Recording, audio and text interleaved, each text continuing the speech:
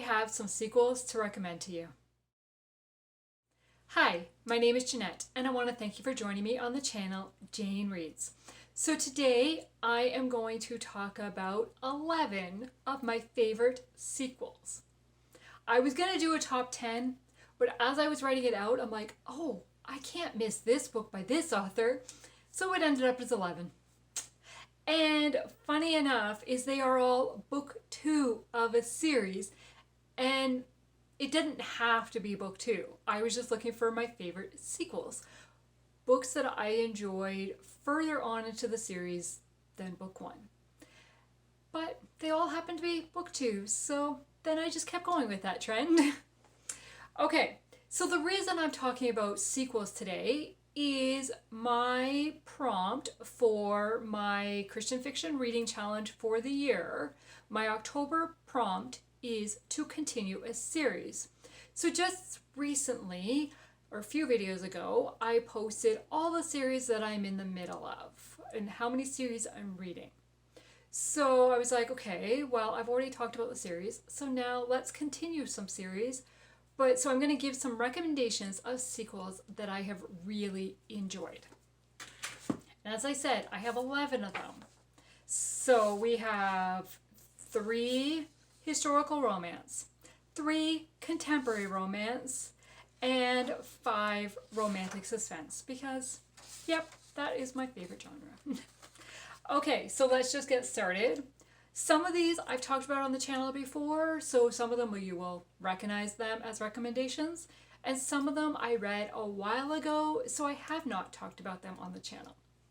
Okay, historical romance. So the first book is A Gilded Lady by Elizabeth Camden. This is book 2 of the Hope and Glory series, and we meet Caroline, who is the main character of this one, in book 1, which is The Spice King.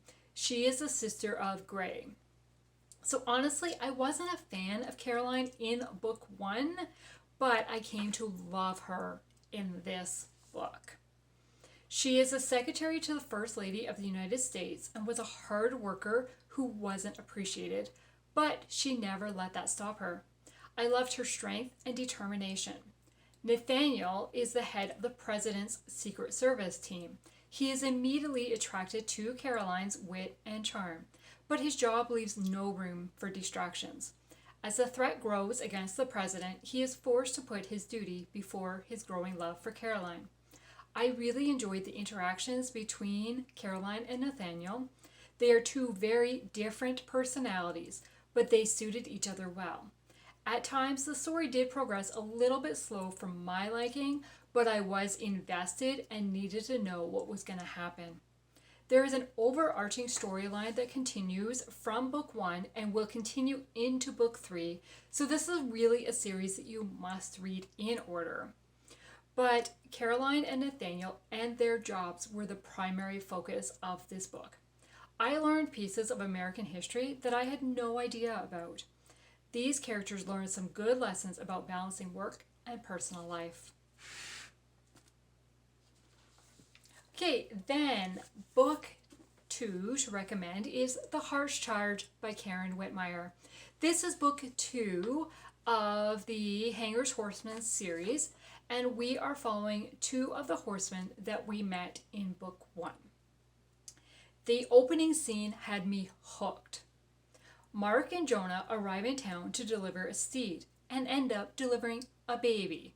They are left with an infant to care for, and they seek a nearby fondling home. And Mark encounters the woman he nearly married a decade ago. After hearing rumors about missing children, they stay in town to investigate, and we see 2 romances develop in the midst of uncovering the truth and danger. What I really loved about this book is that I was rooting for both romance relationships equally. There wasn't one that I enjoyed reading more than the other, and I really enjoyed that. My only thing that I would have liked more of the rest, like the whole team of Hanger's Horsemen working together. They threw out more of the book. So we're following 2 of the horsemen for majority of the book, and then the rest of the team does show up near the end. I just would have liked to have more of the whole team together throughout more of it. But I highly recommend this one. Okay, and then book 3 is also by Karen Witemeyer, and that is More Than Words Can Say. This is book 2 of the Patchwork Family series. And in this one, we are following Zach and Abigail. So we first met Zach in book 1, and which is More Than Meets the Eye. But this one could easily be read as a standalone. Book 1 just gives more of Zach's background and kind of where he's coming from. Abigail has inherited her family bakery after her father passes away. But the town council tells her that she must have a man's name on the deed. Or she has to close down. After mulling over her various options, she approaches Zach about marrying her just to get his name on the deed. She will feed him and provide him a place to live. He will have no responsibilities for the bakery. He is reluctant to accept, but eventually he does. Zach was honorable and treated Abigail well and looked out for her sister just like a brother would. It didn't take long for feelings beyond friendship to develop, but will they act on them and risk their arrangement? I am a sucker for marriage of convenience stories, and watching two characters who had no intention of falling in love doing just that, I loved it. It was such a fun story. Okay, now 3 contemporary romances to recommend. The first one should come as no surprise to recent viewers, and that is Positively Penelope by Basham. This is book 2 of the Skymar series, and Penelope is the cousin to Izzy from book 1, which is called Authentically Izzy. And so Penelope has a passion for theater and has arrived in the island of Skymar to complete a 3-month internship at the Darling House to assist them in marketing and revitalizing the theater. As she gets to know the Gray family, she finds out the roots of the theater are deep in their souls, but due to family losses, they are struggling. She makes it her mission to see this theater succeed. However, it seems they may have a mole inside sharing theater secrets. Penelope struggles with homesickness and the challenges facing her, but she always tries to find the positive side of things. I loved watching the friendships develop and seeing how Penelope was able to influence those around her in a positive way. This story is told through a mix of emails, text messages, and in-moment narrative. There are quite a few references to musicals and movies. Even if I hadn't seen the shows mentioned, I understood the reference. This book put a smile on my face while reading, and it made me feel happy and positive, just like Penelope. Okay, then the next 2 I don't own physically. And so the first one is Meant to Be Mine by Becky Wade. This is book 2 of the Porter family series. So each book we're following a Porter sibling. And Ty Porter has always been irresistible to Cecilia Park. All through high school, irresistible. When their paths cross again after college, still irresistible. This time though, Ty seems to feel the same. Their whirlwind romance leads them to a Las Vegas wedding chapel. The next morning, they wake up to a marriage certificate and a dose of cold reality. Cecilia is ready to be Ty's wife, but Ty is not ready to be her husband. He's a professional bull rider, he lives on the road, and he has long planned to settle down with the hometown girl he's known since childhood. 5.5 years pass. Cecilia has buried her dreams to raise her daughter. Ty has achieved all his goals, or thought he had, until he looks again in the eyes of the woman he couldn't forget, and into the face of the child he never knew he had. Can Ty win back Cecilia's heart and prove their spontaneous marriage can still become the love of a lifetime? I quickly became invested in this story. I laughed, I cried, I screamed, I cheered, all at different points while reading. And I really want to reread this one because it was quite a few years ago I read this. and it's in my mind is I really enjoy that story.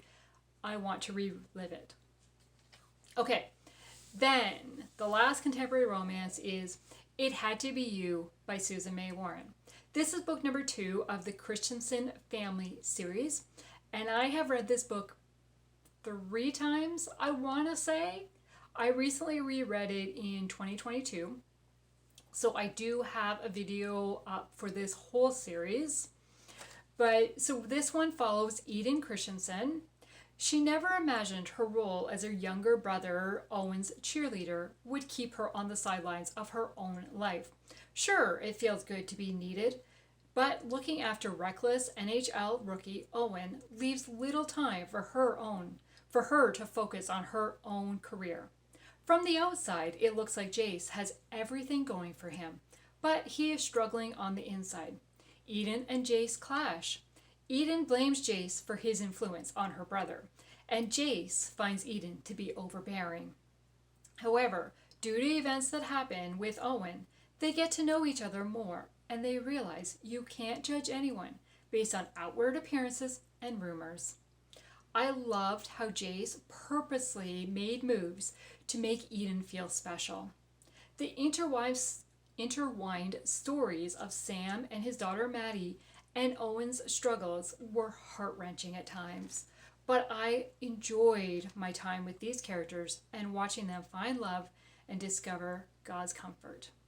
And it was so great to continue throughout the series to see these characters appear multiple times because each book focuses on one of the Christensen siblings. Okay, romantic suspense. This should come as no shock if you've watched my channel and seen any of my suspense recommendations, because I think this is in every single one. And I'm sorry, but it is. Okay, In Too Deep by Lynn H. Blackburn. This is book number 2 of the Dive Team Investigations series.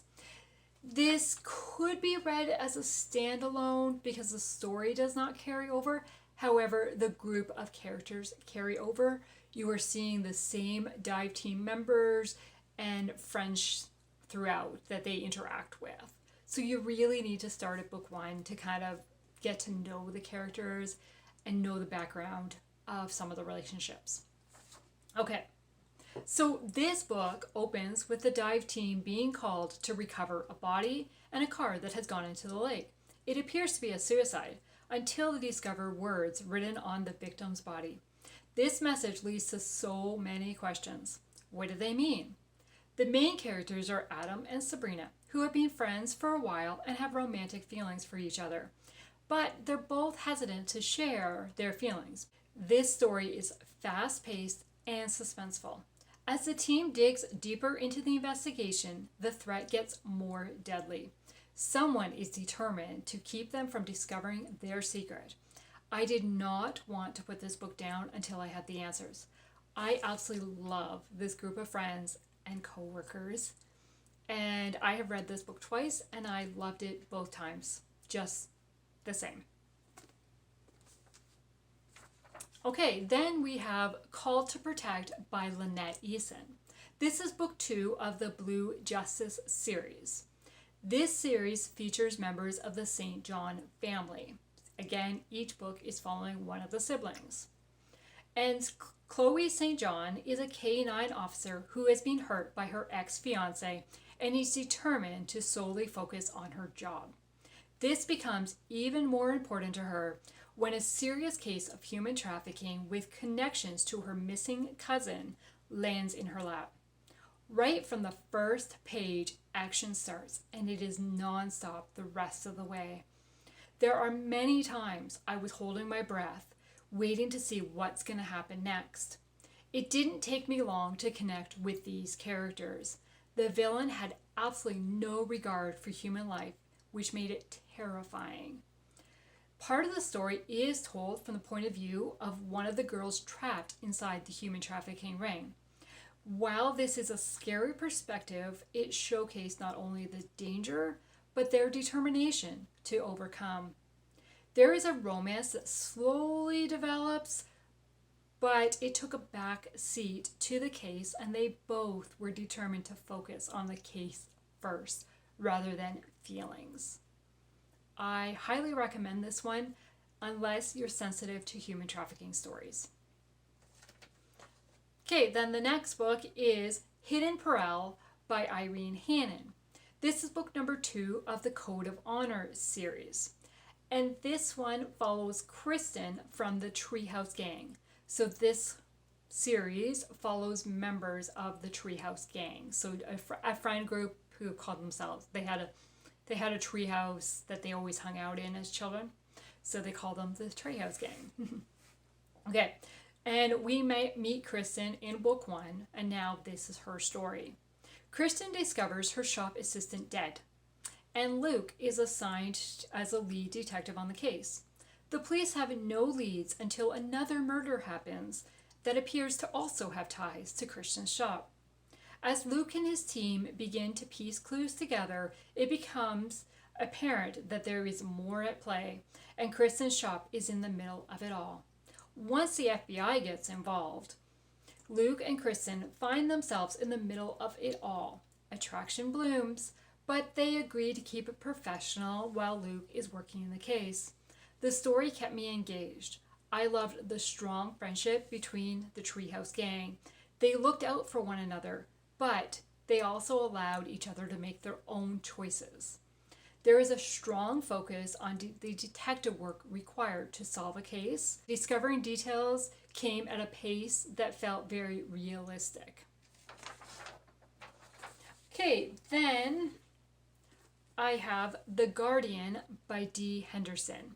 This is book number 2 of the O'Malley's series. So the O'Malley series focuses on 7 young adults who met as teenagers. They were all orphaned or abandoned at some point in their teenage, and they have made the choice to become a family with each other. They all changed their name to O'Malley, and they have been like siblings since. So each book in this series follows one of those siblings. And so Marcus is a U.S. Marshal who has always seen himself as the guardian of the family, as the oldest of them. Sherry and Marcus meet at a gala dinner and arrange to have coffee the next morning. However, before they have a chance for that coffee date, a shooting happens, and Sherry becomes the main witness and victim. Marcus and his team are assigned to provide protective custody for Sherry and figure out who is after her. Sherry is a strong Christian and continues to look to and lean on God during this trying time, and is a witness to those around her, in particular Marcus. Marcus used to pray to God, but turned his back on him when he lost his mom. Can Sherry help Marcus reconnect with God? And what will happen with their relationship? What I really love is I loved watching the romance bloom, but I really loved the sibling interaction, because you see each one of the O'Malleys is very active in this book, and you really get to know them, and knowing that they have chosen to be a family and the effort they put together to help each other. And there is a difficult subject going on with one of the siblings, and they kind of all are rallying around to help while they're dealing with their own life stuff as well. Work, personal, everything. I really enjoyed this series. I have read this series at least twice, maybe 3 times. I just love it. Okay, and then the last book is Shattered by Dani Pettrey. This is book 2 of the Alaskan Courage series. Yes, I'm recommending Alaska book and like snow on the cover. Again, if you've watched any of my videos, you know that it's not one of my favorite settings, but I absolutely loved this book. So in this book, we are following, or in this series, again, we are following siblings. And so this one, I had fallen in love with Piper and Landon in book 1 and became even more attached to them in this one. They are the focus. So Piper's brother Reeve has been arrested for murder and swears he's innocent. The evidence against him is overwhelming, but Piper believes him and he's determined to find proof. Landon's boss is sure they have caught the guilty man and is pushing for a quick conviction. Landon loves the McKenna family and wants to believe Reeve, but he knows firsthand how people can deceive you. Landon decides to risk his career and keep investigating until he can be 100% sure of what the truth is. Piper does not sit on the sidelines, but she gets involved in the investigation no matter what risk may be involved. At times, I wondered if they would be able to fill in all the blanks to solve the case and clear Reeve's name. Between trying to figure out what really happened and the potential shift in relationship between Landon and Piper, I was hooked. This is a series that I would like to reread and see if I would enjoy it as much the second time around as I enjoyed it the first time around. But I think what I really liked about this book the most is after reading book one, there was a certain group of characters or certain couple who were not a couple who I fell in love with. And then when I picked up this one, I found out they were the focus of this one and there was a potential romance happening between them. So when you discover characters that you really like that are like side characters, and then you get to the next book and they're the main characters, that just makes my heart happy. And that's what happened with this book. And as you can tell from a lot of these sequels, I really enjoy series that follow family members. And so you see a lot of the family throughout. So those are 11 sequels that I have absolutely enjoyed and I would highly recommend that you give it a try. Have you read any of these books? Or do you have a favorite sequel that you want to share with me? I'd love to chat in the comments below. Thank you for taking the time to watch this video today, and I hope you will stick around for more by liking and subscribing to the channel. Have a great day. Bye.